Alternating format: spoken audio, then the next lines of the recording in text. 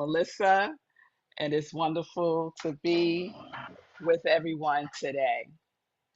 So, as you can tell from Rev Jones' meditation, which was beautiful, and her opening prayer and the opening song, Willing Vessel, and the song you just heard was Walking by Lindsay Scott. Our topic today is walking the edge of life because for February we are embracing the edge, embracing the edge. So before we get there, I want to just share our New Thought Black History Month moment. So we are in the second week of Black History Month. And last week I shared about Howard Thurman, who was another prominent New Thought influencer. And so today I want to lift up one of my favorites, Reverend Ike. Reverend Ike. Hold on. Let me turn off my phone because I hear text messages coming in. So everyone knows who Reverend Ike is? Let me just see some hands. Okay, all right. And those of you who have your video off, we would love to see you in service with us. So if you can and you are willing, please turn on your video. That would be awesome. If not, no pressure. So here's a little bit about Reverend Ike. So Reverend Ike was born June 1st, 1935 in Ridgeland, South Carolina. He was drawn to preaching very, very young, and he stepped boldly into New Thought and metaphysics.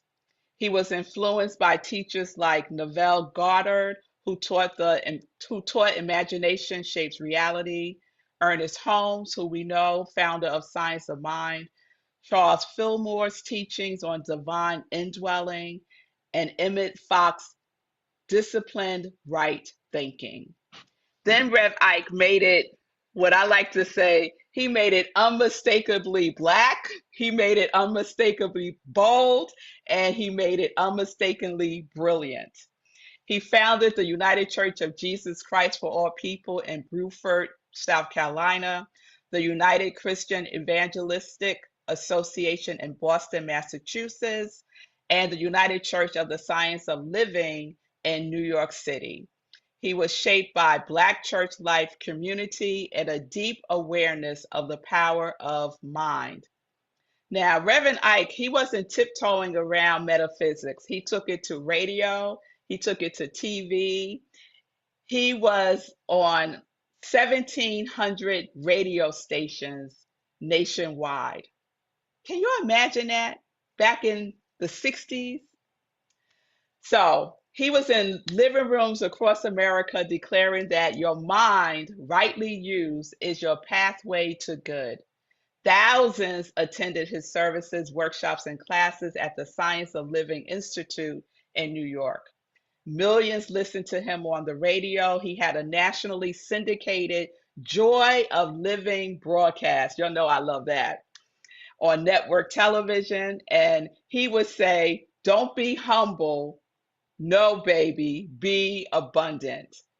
When others spiritualized struggle, he reminded Black people in particular that God's good is your birthright. So, was he flashy? Yes. Was he controversial? Yes. Was he transformative? Absolutely, without question. He helped shift Black consciousness around prosperity, self worth, and spiritual authority, paving the way for leaders who came after him. Reverend Ike made his transition on July 28, 2009, in Los Angeles, yet his message still rings true. Consciousness creates experience, and divine substance is available to all. Rev Ike's self published book, Rev Ike's Secret for Health, Joy, and Prosperity for You, is one of our companion books for the year. If you don't have it, I suggest you get it. It's a 52-week journey to health, happiness, and prosperity. And some of us are doing that journey together. And if you want to join, let me know. If you want to learn more about Reverend Ike, there's an amazing biography called Reverend Ike: An Extraordinary Life of Influence by Mark Victor Henson, who is famous for Chicken Soup for the Soul series, and Rev Ike's son, Xavier. The foreword of the book, Fee, you're going to love this. The foreword of Rev Ike's book, the biography, is by Bob Proctor. So all of these people were heavily influenced by Reverend Ike. So I want to close this with Reverend Ike's words. He would say, "You can't lose with the stuff I use." Yes. So that is our New Thought Black History moment. Ashe. So we are continuing our February theme, as I said, embracing the edge. And last week we explored the inner expression of embracing the edge with living on the inner edge, guided by this question: where am I being invited to stretch beyond self-judgment into deeper self-acceptance? Sounds familiar, y'all? Because y'all had love work. I'm looking at your faces. Y'all look like, what is she talking about? Y'all had love work. Y'all were invited to be with that question, right? To remember to release self-judgment and choose compassion for yourself and others. Kristen remembers. I see you. So today we are exploring the outer expression. So last week was the inner. Today is the outer. And we do that with the message, walking the edge of life. And so today we have a question as well that's guiding us. And that question is, in what ways can my inner truth be lived more visibly? In what ways can my inner truth be lived more visibly? So let me ask y'all that question. Let me ask you this question. What is your inner truth? What is your inner truth? So some of y'all shared your essence and your quality that you are embodying more fully this year. And some of you shared that your essence is harmony, joy, growth, creativity, abundance, and laughter, peace, and acceptance. So what are your inner truths? So please, you could unmute and share just the word, not a story, or you could put it into the comments. What is your inner truth? Because we're sitting in the question, in what ways can my inner truth be lived more visibly? So I'll give you a minute just to write that in the comments. In what ways can my inner truth be lived more visibly? Chaplain Levi, peace and serenity. Sue, acceptance.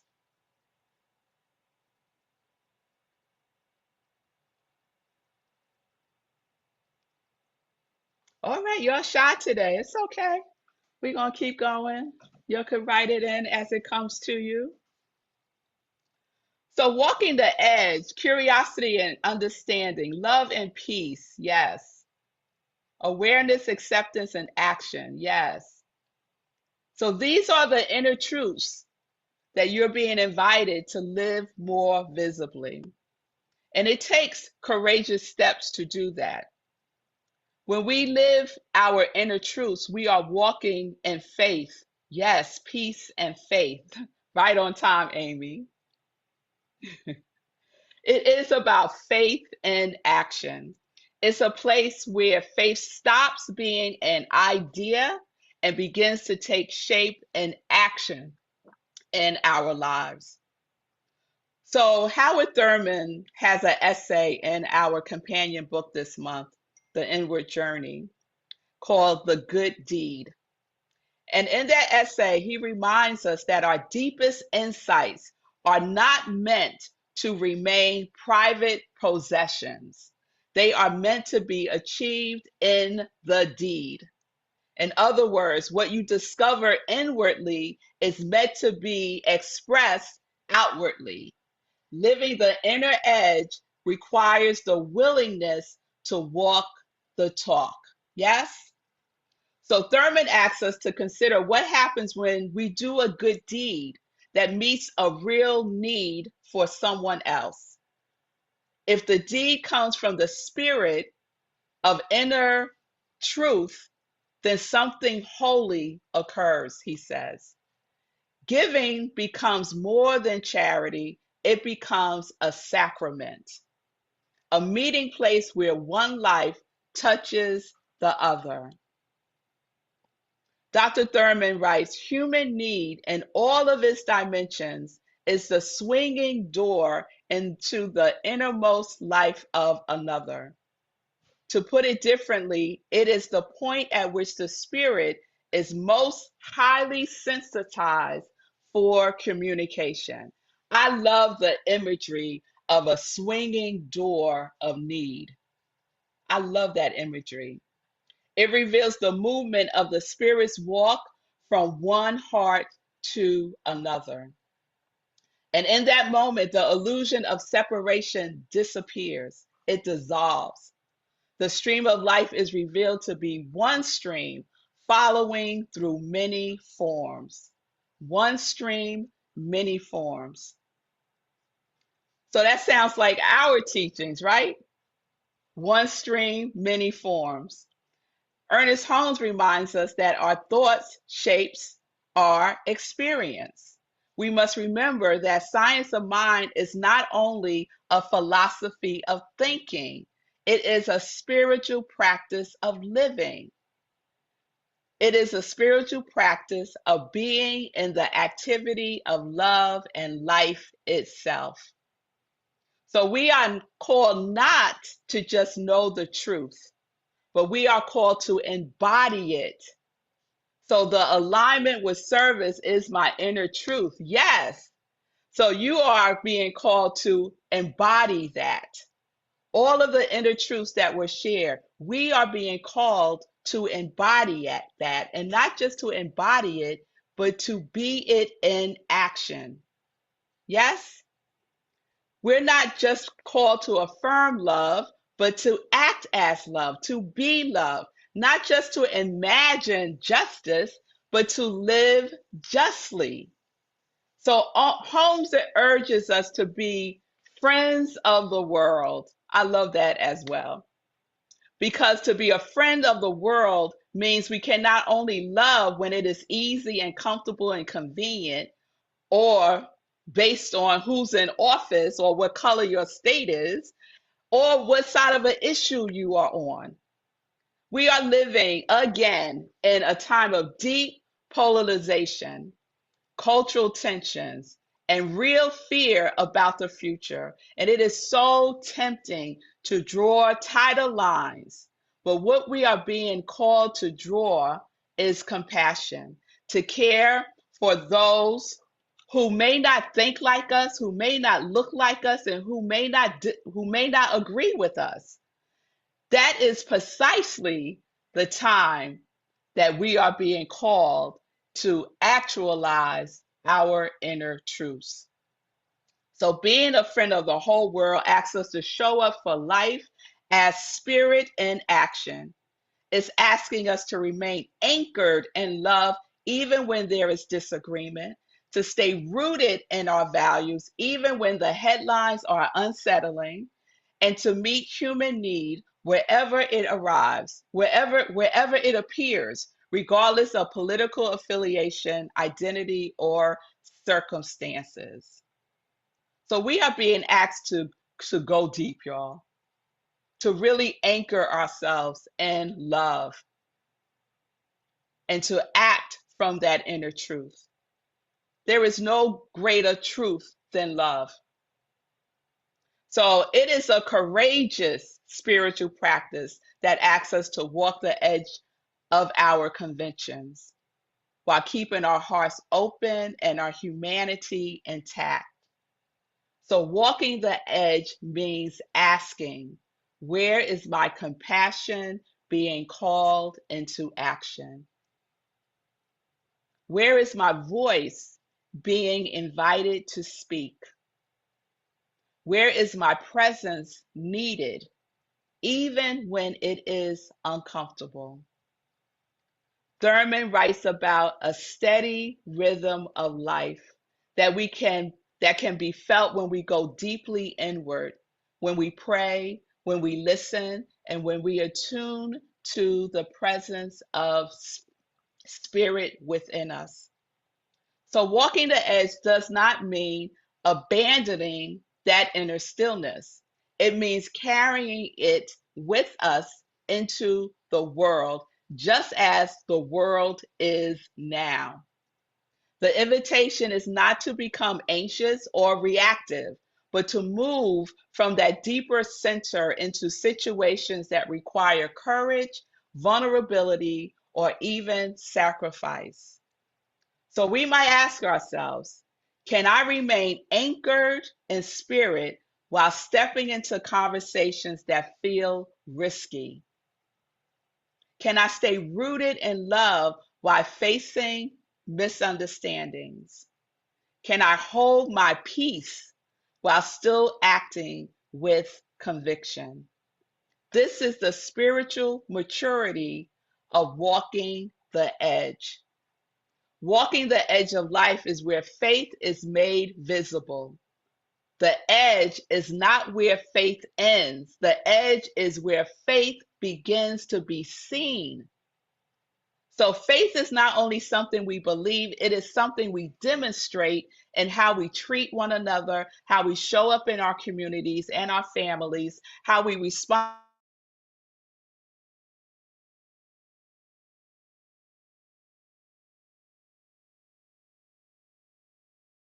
letting our prayers be more than thoughts and letting our spirituality be more than personal comfort.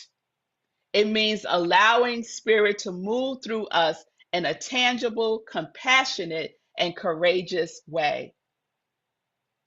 So I ask you to carry this question with you this week. Where is my inner truth asking to become a visible deed? Where is my inner truth asking to become a visible deed? And we don't have to look far. We don't have to look in another country. We can look in our own backyards. Where is my inner truth asking to become a visible deed? And it does not have to be some grand production. It could be something small and meaningful. It doesn't even have to be something that's absolutely perfect.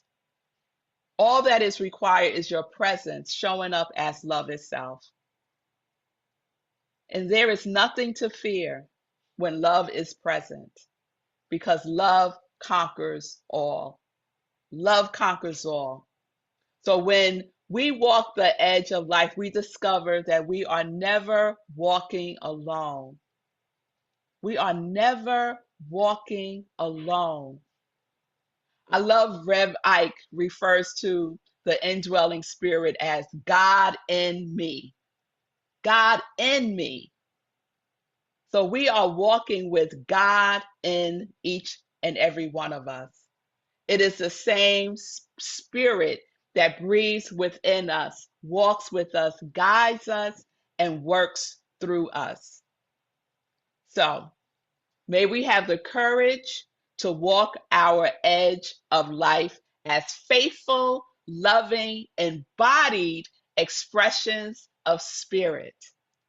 May our insights become actions. May our compassion become presence. And may our faith become visible in the way we live and treat each other. Together, in our oneness, we embrace the edge. We stand at the edge. We take the next step and we trust the unfolding. So, your love work this week is adding to last week's question. Remember, last week's question was, where am I being invited to stretch beyond self judgment into deeper self-acceptance. And what are we doing? We are releasing self-judgment and choosing compassion. So this week we're adding, in what ways can my inner truth be lived more visibly? And you already started your homework, your love work, by already declaring what your inner truth is. So, specifically, what does that look like? Notice one place. It could be at work, it could be on the subway, it could be in the supermarket, it could be while you're driving somewhere. Just notice where your inner truth is being asked to become a visible deed. Be on high watch for that door that swings, that invites compassion for another. Yes? The bottom line is we can have all the faith in the world, but faith without works is what? Dead. It is dead. So, where is Spirit inviting you to take that one courageous step this week? That one courageous step. And that step could be towards yourself.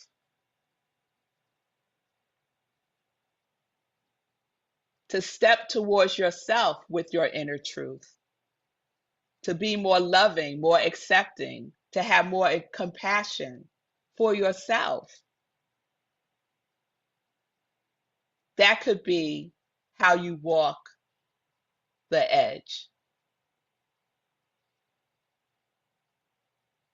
So when we live more visibly by showing up for life as spirit and action, and by paying attention to the call that is being asked, when that swinging door of need is met with love and compassion, we become that movement of spirits. We are spirit that walks from one heart to another. And so let's anchor this with affirmative prayer, and then I'm going to play a song. So let's just take a breath. Let's go within. As we feel the vibration of that inner truth, we affirm ourselves in that inner truth that encompasses all love. And we know together that there is only one life, one love, one spirit, and that this presence that walks as us, with us, and before us is like a quiet light that never dims. I know that on every edge of life, in every threshold, in every step, we are held in an unseen but unmistakable and unshakable embrace of divine love. Even when the path feels uncertain, even when the night feels long, we remember the deeper truth pulsing within us. We walk on with hope in our hearts. We walk on with faith in our hearts. And we breathe, we trust, we walk forward, carried by grace, guided by truth, and surrounded by love. And so I release this word into the activity of the mind of God and the creative law of yes, knowing that it is already being acted upon in the mind of God. And as we know this together, we say, and so it is. Amen.